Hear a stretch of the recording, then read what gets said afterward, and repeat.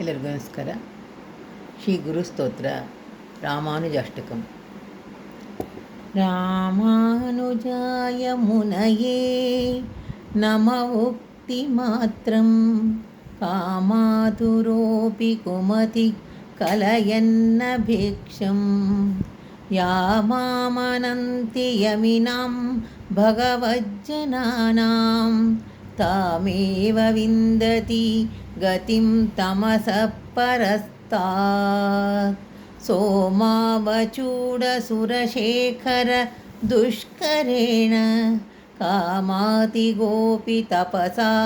ಕ್ಷಪಯನ್ನಘಾನಿ ರಾಮಾನುಜಾಯ ಮುನಯೇ ನಮ ಇತ್ಯನುಕ್ತ್ವಾ ಕೋ ವಾ ಮಹೀ ಸಹಚರೇ ಕುರುತೇನುರಾಗಂ ರಾಮಾನುಜಾಯ ನಮ ಇತ್ಯ ಸಕೃದಗೃಣೀತೆ ಯೋ ಮಾನಮಾತ್ಸರ ಮದಸ್ಮರದೂಷಿತೋಪಿ ಪ್ರೇಮಾತುರಪ್ರಿಯತಮಾಮಪಹಾಯ ಪದ್ಮಾಂ ಭೂಮಾ ಭುಜಂಗಶಯನಸ್ತಮನು ಪ್ರಯಾತಿ ವಾಮಾಲಕಾನಯನಾವಾಗುರಿಕಾ ಗೃಹೀತಂ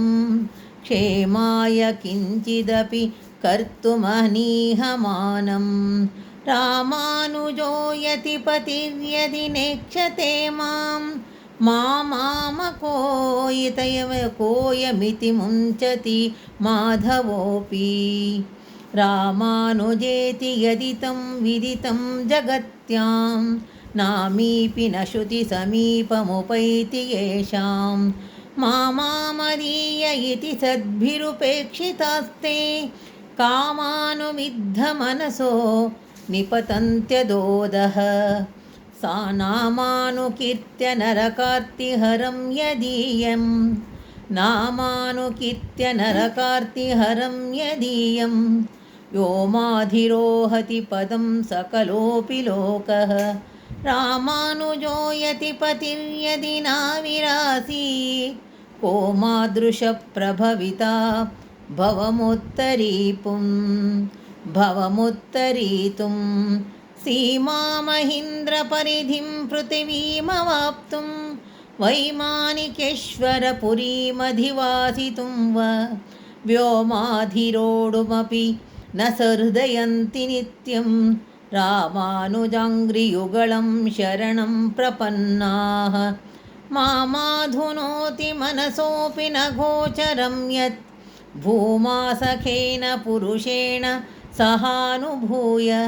प्रेमानुविद्धहृदयप्रियभक्तलभ्ये रामानुजाङ्घ्रिकमले रमतां मनो मे मामाधुनोति मनसोऽपि न गोचरं यत् भूमा सखेन पुरुषेण सहानुभूय